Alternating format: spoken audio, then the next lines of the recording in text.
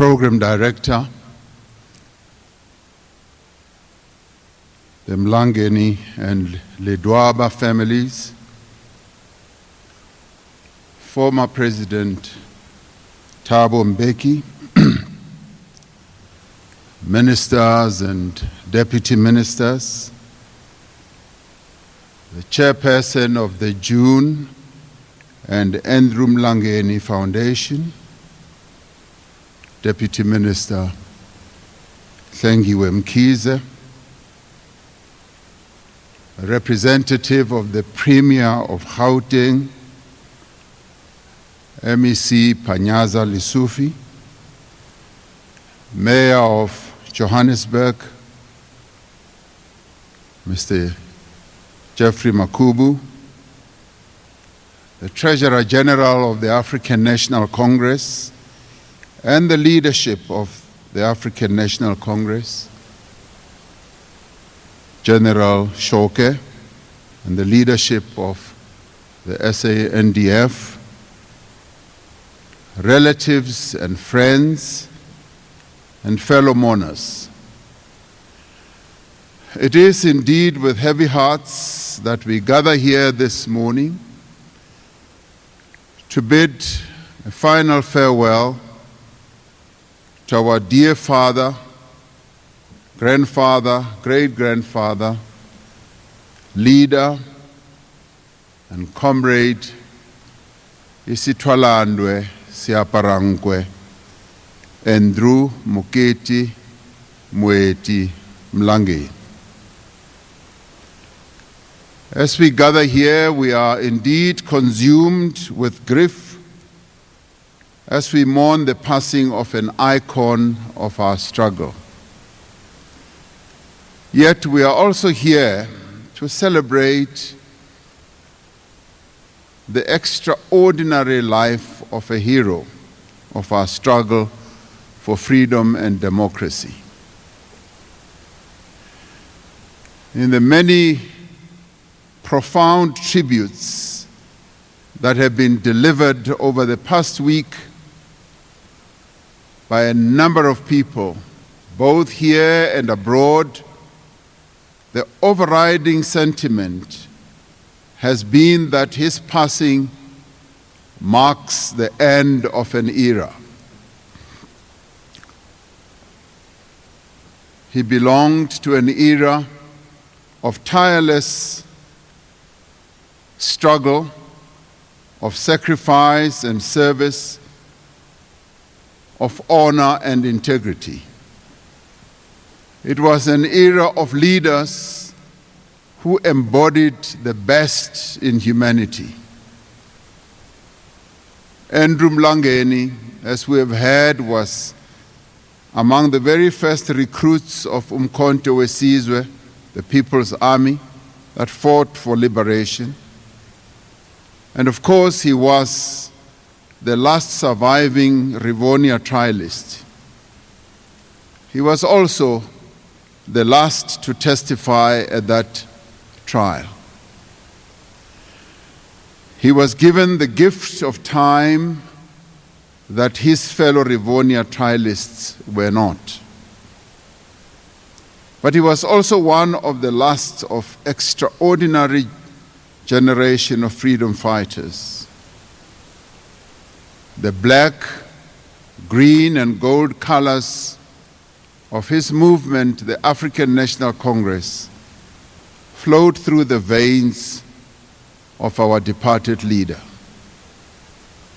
He served his movement and his country loyally for over 7 decades. The struggle for freedom and democracy was his life.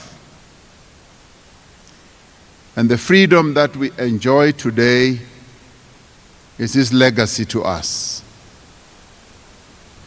He was a product of the golden age of our struggle, when sacrifice and commitment to freedom was the only consideration that motivated leaders to be involved in the struggle. He belonged to the era when leaders were even prepared to die for the struggle for freedom. It was just a few weeks ago that we laid to rest his dear friend and comrade, Isitwalandwe Siaparangwe, Dennis Goldberg. To lose both of them in such quick succession is indeed a blow. The great cohort to which they belonged is now in full complement in the celestial realm. They join their comrades Nelson Mandela, Govan Mbeki, Walter Sisulu, Oliver Tambo, Raymond Mhlaba, Elias Mutsoaledi, Albertina Sisulu, Ahmed Kathrada, Winnie Madikizela Mandela, and many others. We are sad to have lost our father, our grandfather, our great-grandfather, but we are also grateful as a nation for God's providence in enabling Tate Mlangeni to make old bones, as they say. We are reminded in the scriptures that gray hair is a crown of splendor and is attained in the way of righteousness. The Mlangeni family deeply mourns their father, who was the pillar of the family, as we have heard. The family, like those of other prisoners, suffered immensely during his years of imprisonment. The spirit of resilience saw the Mlangeni family through much more pain than many of us will ever know. For children to have grown up without their father, who was languishing on an island, is quite a lot of pain to go through. But through the faithfulness and support of his wife, the late Mejun Mlangeni, Baba Mlangeni led his family from inside and outside prison, instilling in them courage and conviction. In paying tribute to him this day, we also pay tribute to Umama Ujun Mlangeni and to the family for their sacrifices. We pay tribute to Mem Mlangeni for her activism and her leadership. It was she who was instrumental in mobilizing women in and around Dube, in Soweto, to participate in the 1955 women's protest in the streets of downtown Johannesburg and in the famous 1956 anti-pass march to the Union buildings. It was Umama Ujun Mlangeni who endured police harassment and was placed under house arrest several times over the period of her husband's imprisonment. As this remarkable couple belonged together in life, so shall they forever remain together in our remembrance of them.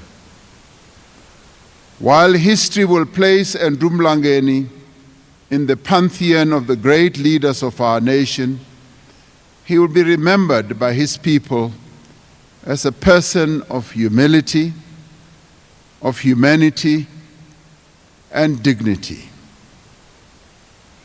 I saw his humility at close range when I was Secretary General of the African National Congress and saw how he deported himself towards members not only of the ANC, but also our people as a whole.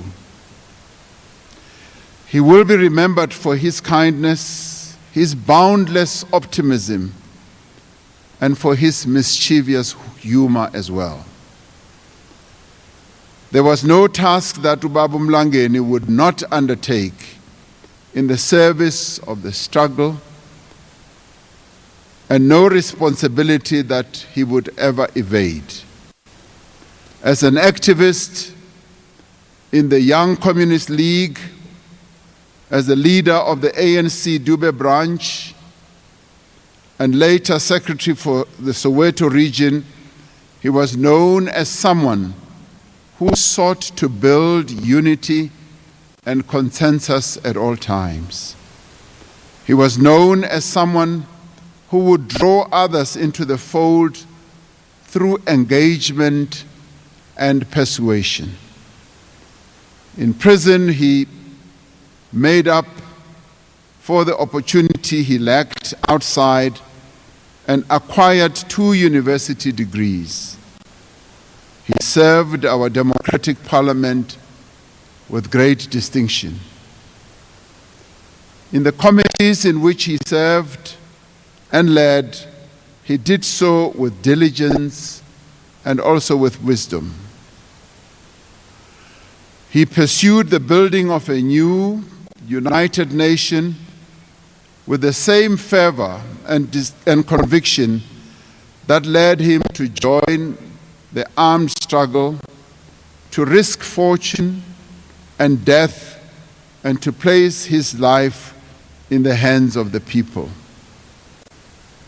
Just as he fought to end that crime against humanity, so too would he take up the fight against inequality and poverty that continues to deny so many of our people so much of their humanity.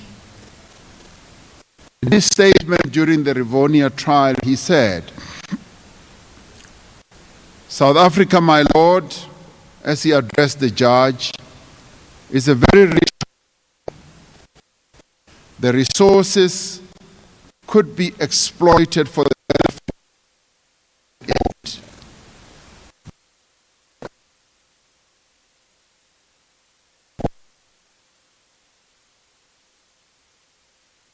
Watching the funeral service of Tata Andrew Mlangeni. We do apologize, the feed has just cut there, but you were listening to the President, Cyril Ramaphosa, describing him and saying we are celebrating the life of this extraordinary hero.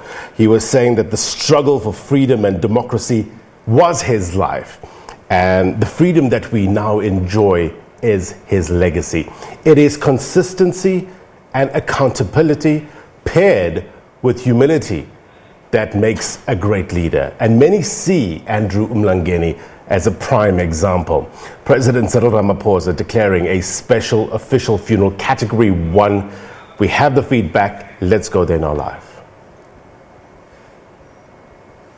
To the last, he fought for a society founded on the principles of equality and solidarity. We have lost not only a great patriot, but also a strident moral voice. Andrew Mlangeni was never afraid to confront the vices that can too easily engulf a nation emerging from a broken past. Just as he dedicated his life to ending the corruption of the human soul that apartheid typified, so too would he speak out against the greed and the avarice that threatened to erode our hard-won democracy. Always faithful to the principles of his movement, the African National Congress, always true to its revolutionary discipline, he understood his responsibility to challenge the abuse of power and also the plunder of public resources. He understood his responsibility to remind us of the solemn commitment we have made to future generations and would not hesitate to tell us when we fell short or when we faltered. He would not be coward, and he was not a person to be silenced. When the National Executive Committee of the African National Congress asked him to lead the Integrity Commission, it had seen in him a leader who was the repository of the ethical leadership of the ANC. He took that position because he believed that leaders of the ANC should represent the best of ethical behavior and should know that our people expect that they should always be judged by a higher standard of ethical behavior. And so, if his passing does indeed mark the end of an era, we must ask ourselves the question, what now? What shall define this new era, our era? Will it be an era of adherence to the values of his glorious movement? Revolutionary ethics, revolutionary discipline? Will it be an era and an age of increasing prosperity and security for all? Will it represent the realization of the dream of the Freedom Charter and of a country that truly belongs to all who live in it, black and white? Will it witness the emergence of a new generation of young leaders, women and men of extraordinary talent, of extraordinary integrity and adherence to the best of values, who are resolved, who are dedicated to serve their people? This is a question to which all of us who are gathered here, whether in person or virtually or in spirit, should be held to answer. It is through our actions that we will define this new era, an era that Ubaba Mlangeni leaves behind.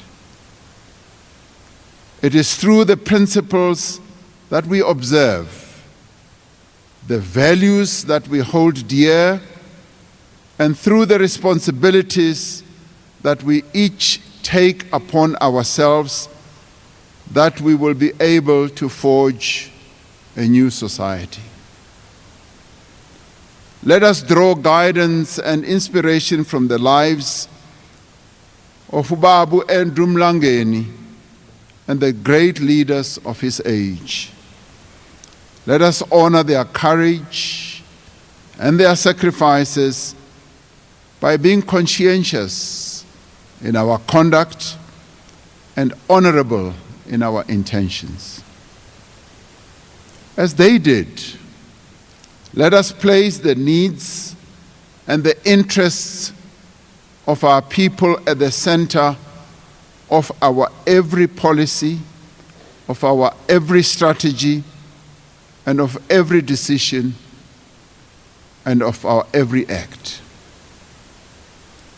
We bid farewell to Ubaba Mlangeni at a time of great peril in our country and our world.